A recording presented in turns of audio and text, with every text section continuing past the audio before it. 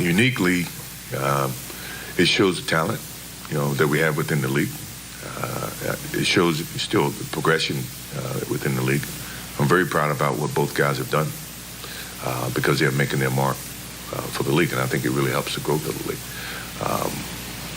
which is harder from a player standpoint.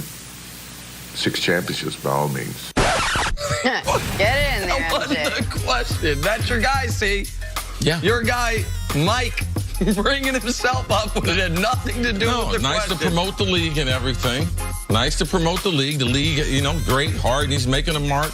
Russ doing, but reminder. when it's all said and done, he's the GOAT, and his record speaks for itself. He knows it. Yeah. Can I say one thing about the GOAT and Wilt?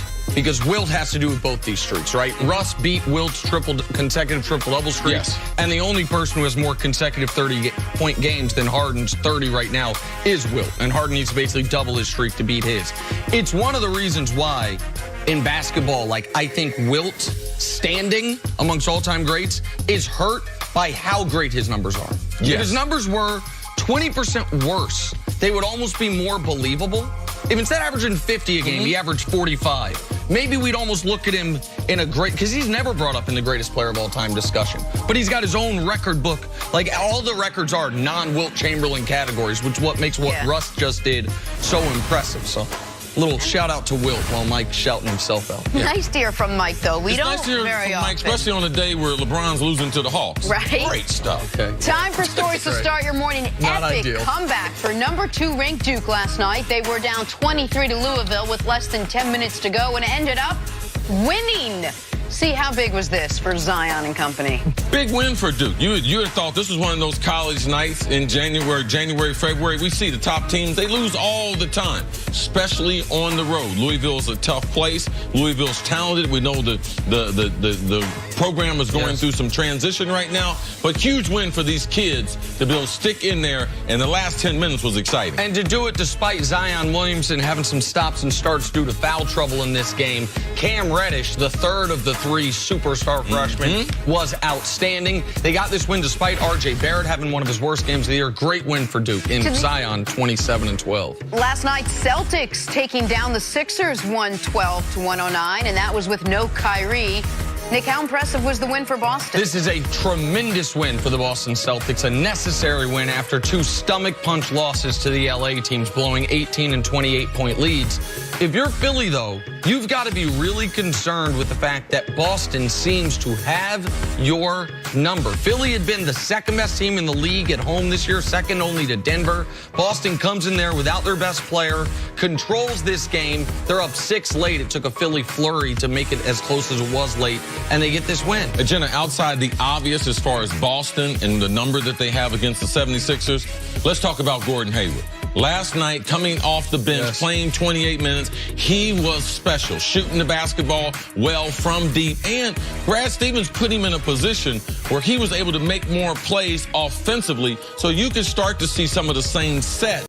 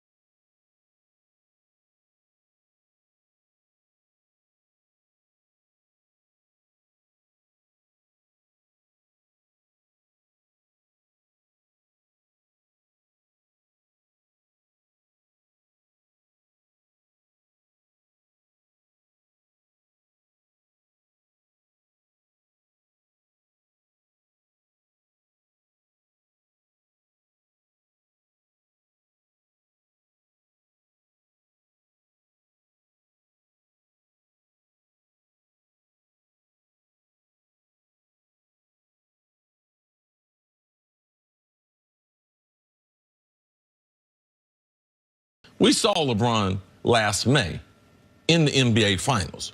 We saw LeBron the first 20, 25 games of this season. So we know LeBron, it's still in him to play at a high level. So all those other people in and parts of the organization are going to get blamed before LeBron does. So I agree with you in the short term, but in the long term, I disagree with you entirely. In the long term, when people are, if they miss the playoffs and you are just looking at LeBron's basketball reference page 10 years from now, nobody's going to remember, oh, they signed Lance and the coach stunk and the young... The reason why I say right now is because we don't know if he's going to win a championship. Sure, absolutely. Let's just say he's going to win. If he ends up winning the championship... Then it doesn't matter. Well, Absolutely. So all those other things are going to be the points they're going to be talking about until after LeBron's career is over, or if they would happen to make the playoffs 2 years in a row or miss something the like playoffs, that. right? Yes. And so I think that history makes us lose perspective to a degree on the details. Now, also, this would be a footnote if they do win a title moving forward. But I will tell you, additionally, I think it's going to be harder for them to recruit a free agent if you don't have the Lakers in the playoffs, if they look that far away. Now, the legacy discussion, to me, is an interesting one because I don't believe athletes in any sport should ever be able to, barring some horrible scandal, they'd found out they were taking steroids, they go backwards. And by that I mean, you should never have your legacy tarnished by playing more. Like wherever you had LeBron in the Pantheon, if he retired after last year, he shouldn't be penalized if this... Do you follow what I'm saying? Like the Brett Favre. Like, do you tarnish Brett Favre for what happened? He sort of petered out at the end and you don't see him as... I think continuing to play should always, if not enhance, at the very least shouldn't hurt what your standing is. Like, I don't hold the Wizards years against Jordan. Like, I think that would, if he retired and never came back against the Bulls, he was what he was. You can argue the Wizards years enhanced it a bit because he was 40 years old, averaging 20 points a game. But I don't think it's fair to say a guy was here, and if he had just quit, he would have stayed here. But he kept playing, so now he goes back. What I think is baked in there is that, was he in his prime? Because one of your arguments with LeBron is, how long man, his prime has been so much longer than, well, okay. Well, he was in his prime and they lost the playoffs. So that would be huge. It would also be a passing of the torch. He can't be the best player in the world and not be playing in the playoffs. That is correct. That I totally agree with you on. And that's the other reason why this does have a legacy impact, no matter where you have him in the all-time standings, is how long was LeBron holding on to the crown of best player alive? Because each of the last 5 years, at this point, there were people saying it's not him anymore. It was 5 and 4 years ago. Steph Curry was getting it, and then what? In the playoffs, LeBron took it back. Harden or Russ were in the conversation for it, and then in the playoffs, Kevin Durant was in the conversation for it. LeBron took it back. This year, Giannis is obviously right now playing at a higher level all around than anyone, and Harden's probably going to win the MVP. If LeBron doesn't have the opportunity to in the playoffs, take it back, then it is a passing of the torch of who the best player alive is in the public sphere. And that is part of the legacy. How long were you the best player? How many straight years did you go to the playoffs? How long did you stay in your prime? One quick question for you that you brought up, which was interesting. Do you think the Lakers not making the playoffs will impact the free agent that the Lakers are able to get? I think it will impact the Lakers, yes, because guys want to win, but also, I mean, there's plus and minuses everywhere.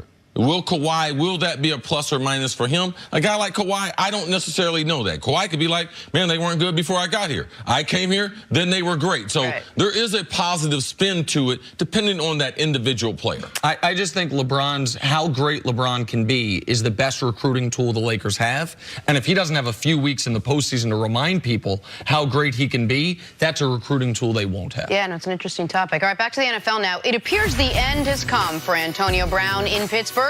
He's reportedly requested a trade from the Steelers. This stemming from the fallout of skipping practice the final week of the year and from his rocky relationship with quarterback Ben Roethlisberger. Yada, yada, yada. Steelers missed the playoffs. So Brown tweeted yesterday, "Thank you, Steeler Nation, for a big 9 years. Time to move on and forward." And other players around the league weighed in. Jalen Ramsey tweeting at the Jaguars, shrug emoji, and Cardinals corner Patrick Peterson said, "Yo, Antonio Brown, hit my line." All right, Chris, which teams do you think should trade for Antonio Brown? Well, I think there's a number of teams that I think that he would fit into their offense. Also, you have to try to figure, you have to be careful with those players. Those players don't understand, salary cap, things like that, because someplace he might fit. but he's looking for a new contract. So you need to have him go to a place that has some space, salary cap wise, to make it more realistic. But I believe there's a number of spots that will be looking into Antonio Brown working for them. I think number one team would be the 49ers. They have to, with Jimmy Garoppolo coming back off a knee injury. Kyle Shanahan can say Julio Jones under me when I was in Atlanta as the OC had the best year of his career. They got space. They got space for a number one guy. He's also got Jerry Rice on his side. Jerry Rice has already said things to that 49ers organization early in this process, saying that AB would like to come there. So I believe the Indianapolis Colts, to me, they're the most dangerous team because they're a good young football team. T.Y. Hilton, we saw him with no help, what they were doing. Andrew Luck, comeback player of the year. They have cap space, and I just believe Frank Wright and the way they designed their overall offense. Look what he did with Eric Ebron coming over as a disappointing first-round pick from the Detroit Lions, what he did in that offense. So I believe there's a number of locations.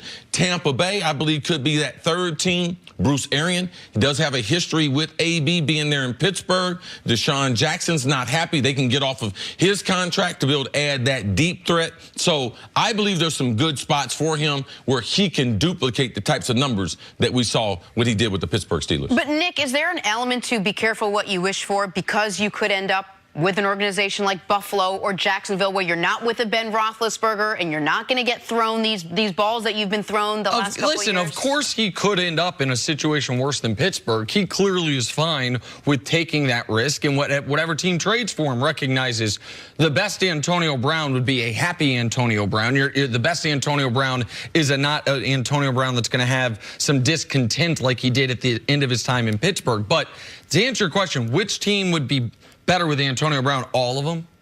He's the most productive receiver in the league. The last 6 years, you can stack them up against any receiver's best 6 years of their career, and he's got more yards than them. And here's just active guys. Active guys, the only receiver who's close in yards is Julio, and he doubles Julio up in touchdowns. A.J. Green's an excellent player. He's got 2,500 more yards than him, 20 more touchdowns. And we could put Jerry Rice up there. Jerry's best 6 years. AB's got more yards. We could do Jerry has him killed in touchdowns over his best 6 year stretch. But I looked at it last night. Randy's best 6 years. With respect, your best 6 years. Nobody's put up the number of yards, and he's neck and neck with everyone in touchdowns except for Jerry Rice. He's that dominant of a player. Now, the teams you mentioned, San Francisco, this is an important year for Jimmy Garoppolo. It's an important year for Shanahan.